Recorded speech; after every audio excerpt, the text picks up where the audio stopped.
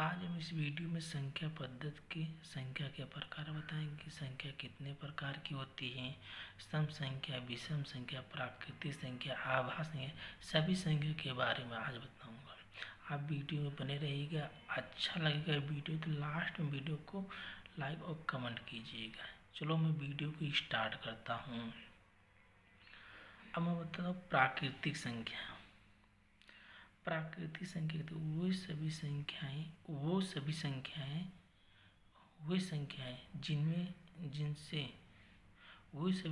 जिनसे वस्तु की गणना की जाती है प्राकृतिक संख्या कहलाती हैं। वही संख्या जिसमें वस्तुओं की गणना की जाती है प्राकृतिक संख्या। प्राकृतिक संख्याओं को n से प्रदर्शित किया जाए। प्राकृतिक संख्या 1 से स्टार्ट होती है, अनंत तक जाती है। फिर से एक बार बता दें, वही संख्या जिसमें वस्तु की गणना की जाती है प्राकृतिक संख्या के लिए। प्राकृतिक संख्या को n से प्रदर्शित किया जाता है, कैपिटल N से प्रदर्शित किया जाता है। 1 से स्टार्ट होती है, अनंत तक जाती है। अब यह प्राकृतिक संख्याओं के कुछ की पॉइंट है। सभी प्राकृतिक संख्या धनात्मक होती हैं। पहले यह है, सभी प्राकृतिक संख्या क्या होती है, धनात्मक होती हैं। प्रथम प्राकृतिक संख्या 1 है। क्यों प्राकृतिक संख्या क्यों 1 है? वो बोला किसी वस्तुओं की गणना करने के लिए, वो संख्या जो वस्तु की गणना की तो वो संख्या जिसने वस्तु की गणना की उसे प्राकृतिक संख्या की। तो वस्तुओं की गणना तो हम तो 1 से स्टार्ट करते हैं, तो ये प्राकृतिक संख्या होगी। शून्य प्राकृतिक संख्या नहीं है। अब ये परिभाषा ही बताए वो संख्या है जिसमें वस्तु की गणना की जाए प्राकृतिक संख्या। तो हम 0 से वस्तु की गणना करते ही नहीं, तो प्राकृतिक संख्या हो ही नहीं सकती, क्योंकि परिभाषा से क्लियर है वो सभी संख्याएं धनात्मक है। धनात्मक क्यों है? क्योंकि आप गणना क्या करते हैं, ऋणात्मक कोई चित्र नहीं गिनते हो, 1 2 3 4 धनात्मक गिनते हो, तो इसलिए प्राकृतिक संख्या धनात्मक थी। प्रथम प्राकृतिक संख्या 1 है। 1 क्यों है कि हम 1 से स्टार्ट ही करते हैं। कोई है क्योंकि वो बताया किसी वस्तु की गणना करने के लिए जो संख्याएं प्रयोग में लाई जाती हैं उसे प्राकृतिक संख्या है। तो हम गणना करने के लिए कहाँ से स्टार्ट करते हैं, 1 से स्टार्ट करते हैं। तो प्रथम प्राकृतिक संख्या 1 है।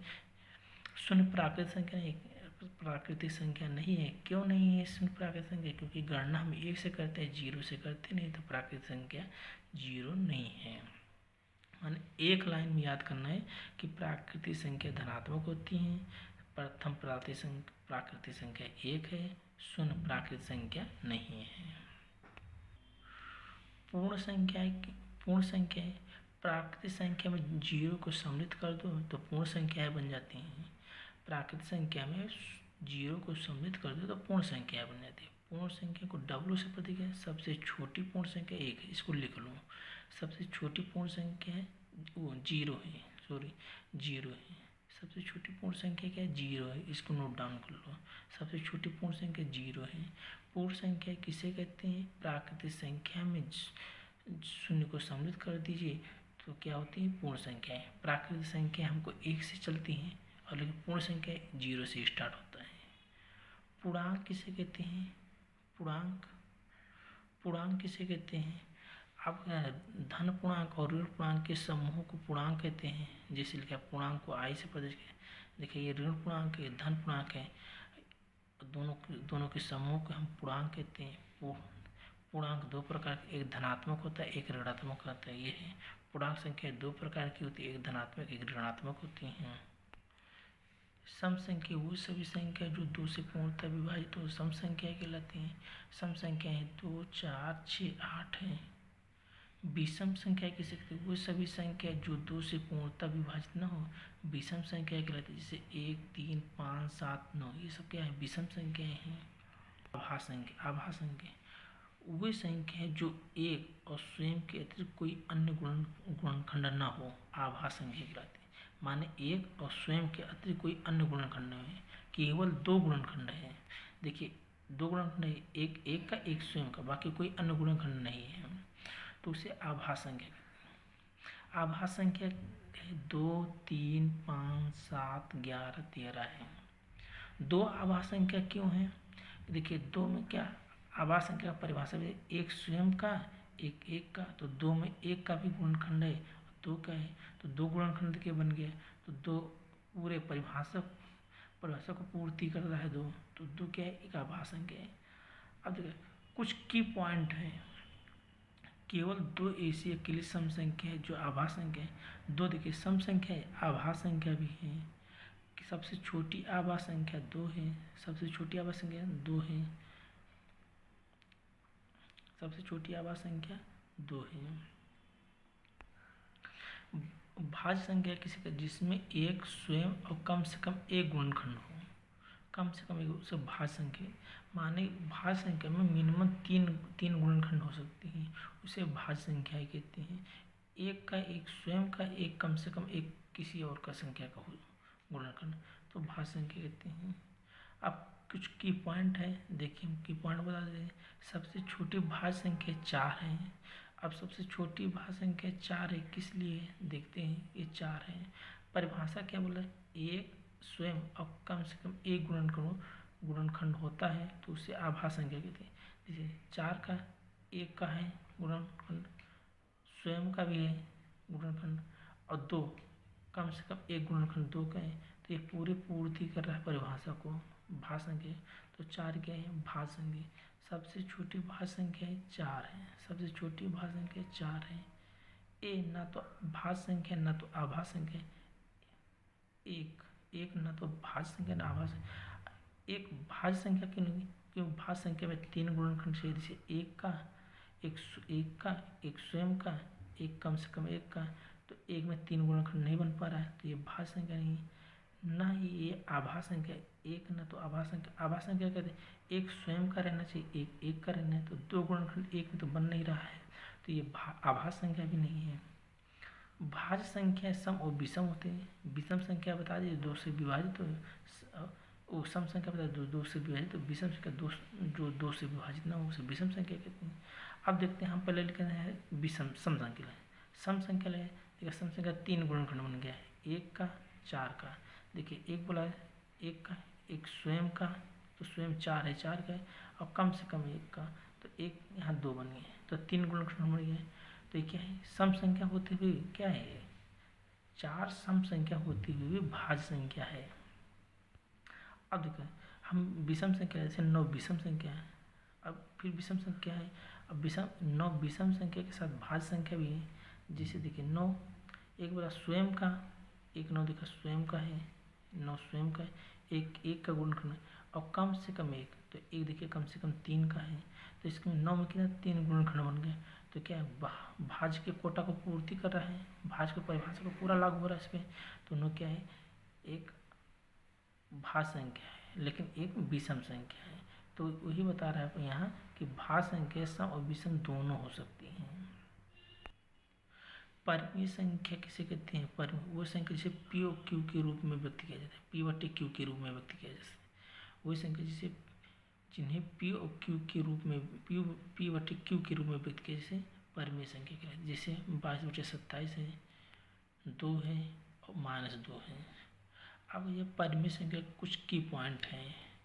प्रत्येक पूर्णांक संख्या एक परिमेय संख्या है। अब इसका मतलब समझिए कि प्रत्येक पूर्णांक संख्या एक परिमेय संख्या। पूर्णांक क्या होती है, धनात्मक होती है, ऋणात्मक होती है, इसलिए 2 और -2 क्या है, ये धन पूर्णांक है, ये ऋण पूर्णांक है। क्या है, तो प्रत्येक है माने प्रत्येक पूर्णांक में धन पूर्णांक ऋण पूर्णांक दोनों आ जाएगा, और प्रत्येक एक क्या है, परिमेय संख्या है। तो इसलिए क्या है कि ये सभी क्या है, परिमेय संख्या है, क्योंकि सभी पूर्णांक कि परिमेय संख्या में सभी पूर्णांक संख्या आ जाती हैं। तो इसलिए 2 और -2 और 22/27 ये सब क्या है, परिमेय संख्या है। क्यू, जैसे पी बटे क्यू का अगर लिखेंगे परिमेय संख्या में, तो क्यू का मान 0 नहीं हो सकता है। अगर पी बटे क्यू के रूप में लिखे दें तो परिमेय संख्या में क्यू का मान 0 नहीं हो सकता है, इसको नोट कर लो। अपरिमेय संख्या किसे कहते हैं, वह संख्या जिसे पी बटे क्यू के रूप में नहीं लिखा जा सके या व्यक्त नहीं किया जा सकते, उसे अपरिमेय संख्या। जैसे पाई एक अपरिमेय संख्या है, √2, √5, √7 ये क्या है, अपरिमेय संख्या है। वो संख्या जो पी बटे क्यू के रूप में व्यक्त नहीं किया जाते वो अपरिमेय संख्या। जैसे पाई अपरिमेय संख्या, √2, √5, √7 ये सब अभी सभी क्या है, अपरिमेय संख्या है। अब देखिए पी बटे क्यू में अगर परिमेय संख्या नहीं लिखा जाता तो क्यू का मान तो 0 हो सकता है, अपरिमेय संख्या में q का मान शून्य हो सकता है। अब परिमेय संख्या में q का मान शून्य है, इसको नोट करना है। परिमेय संख्या में q का मान शून्य नहीं हो सकता है और अपरिमेय में शून्य हो सकता है। q का मान अपरिमेय में शून्य हो सकता है लेकिन परिमेय में शून्य नहीं हो सकता। फिर से एक बार बोले, अपरिमेय संख्या में q का मान शून्य हो सकता है लेकिन परिमेय संख्या में q का मान शून्य नहीं हो सकता है।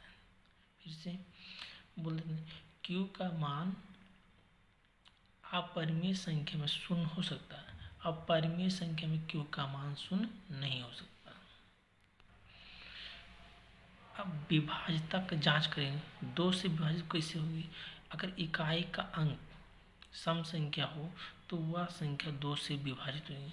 तो सम संख्या जैसे इकाई के अंक अगर सम संख्या जैसे 2, 4, 6, 8 ये सभी सम संख्याएं अगर सम संख्या 2 से विभाजित हो सकती या इकाई के अंक पर 0 है, 2 है, 4 है, 6, 8 है इकाई के अंक स्थान पे तो 2 से विभाजित होंगे। 3 से विभाजित होंगे जब सभी संख्या का योग अगर 3 से विभाजित हो जाता है, सभी संख्याओं का योग 3 से विभाजित हो तो वह संख्या 3 का विभाजित होगी। जैसे 99 ले लिए यहाँ, और 99 को 9 9 18 हो गया। 18 को 3 से करेंगे तो 3 3 6 18, तो इसका योग क्या है, योग क्या 3 से कट गया तो 99 भी 3 से कट जाएगा। 4 से विभाज्य का रूल है। अब 4 का विभाज्य का रूल क्या है, इसमें इकाई और दहाई की से बनी संख्या अगर 4 से विभाजित हो रही है तो पूरी संख्या 4 से विभाजित। इस एक संख्या 124, ये 124 है।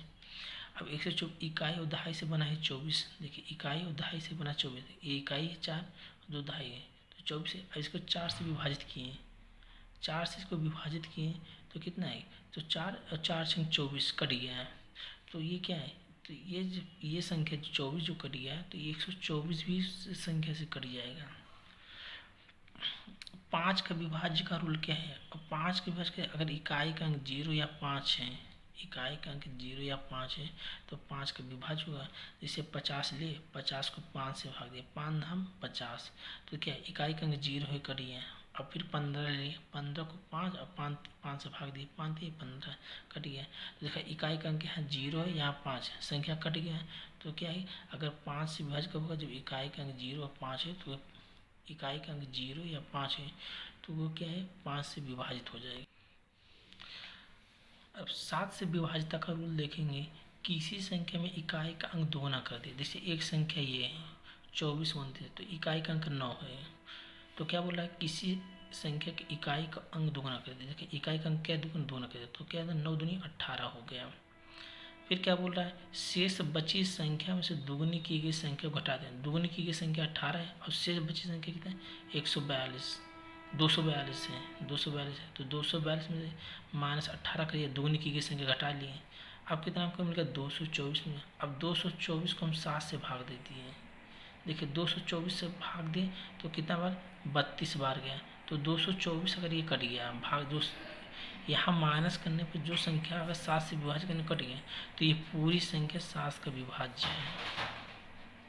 अब 8 का विभाज्य का रूल क्या है, इसमें इकाई दहाई सैकड़ा से बनी संख्या को अगर 8 से भाग दें, अगर वो संख्या 8 से विभाजित हो जाएगी तो पूरी संख्या 8 से कट जाएगी। जैसे एक संख्या है 25 71 92 है, 25 71 92 है, तो इसमें 3 अंकों की संख्या लेते, इकाई दहाई सैकड़ा देखा है, 2 इकाई है, 9 दहाई है, 1 सैकड़ा है, तो कितना 192। अब इसको क्या किया 8 से भाग दिए, 8 से भाग दिए कितना बार गया 24 बार गया यहाँ। अभी देखा पूरा 192 कट गया, तो ये पूरी संख्या जो है अगर 8 से काटोगे तो पूरी संख्या 8 से कट जाएगी। अब ये 9 का विभाज्य का रूल क्या है, सभी संख्याओं के योग को 9 से विभाजित कर देंगे, 9 से भाग दे देंगे, सभी संख्याओं के योग को 9 से भाग दे देंगे तो पूरी संख्या 9 से कट जाएगी। जैसे एक संख्या है 29 0 34 है, अब इसको देखिए जोड़ लिए, सभी संख्याओं का योग जोड़ लिए, जैसे 2 + 9 + 0 + 3 + 4 पूरा जोड़ 9 10 11 हो गए, 12 13 14 और फिर 14 में 4 जोड़े 18 हो गए। 18 को फिर 9 से भाग दे दिए, 9 9 दूनी 18। जब ये संख्या कट गया तो ये पूरी संख्या 9 से कट जाएगा। अब विभाज्य 11 के विभाज्य का रूल देख लें। इसमें सम स्थानों की संख्या का योग, सम स्थान को संख्या के और विषम स्थान संख्याओं का योग। अगर 11 या 0 आता है तो वह संख्या 11 का विभाज्य होती है। एक सम स्थानों की संख्या का योग और विषम स्थान की संख्याओं का योग बराबर अगर 11 या 0 आता है तो वह संख्या 11 से विभाजित होगा।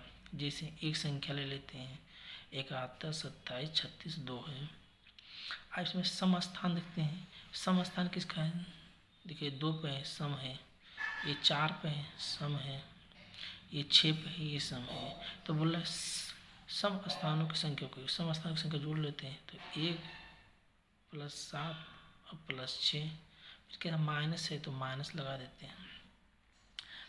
विषम स्थान संख्या, अब देखिए ये सब विषम है। ये 1 पे, ये 3 पे, ये 5 पे, ये 7, ये विषम है तो इनको इधर लिख लेते हैं योग।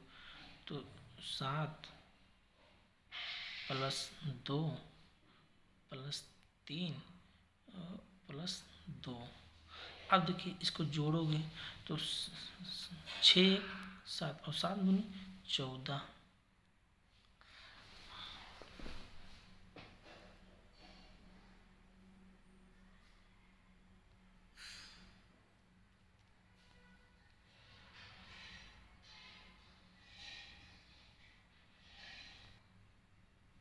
तो 6 1 7 7 दूनी 14। तो यहाँ 14 लिख लो। देखिए 7 2 9 9 3 12 और 12 2 14, फिर 14 लिख लो। और 14 में से 14 गया बराबर 0 आ गया। अब ये 0 आ गए तो बोला 11 से, अगर दोनों को माइनस करोगे या 11 या 0 आएगा तो वो संख्या क्या है? 11 का विभाज्य होगी। तो ये देखिए 0 आ गया तो ये पूरी संख्या क्या है? 11 का विभाज्य है। देखिए यहाँ 0 मान आ गया, या 0 आए या 11 आए तो 11 का विभाज्य होगा शेष।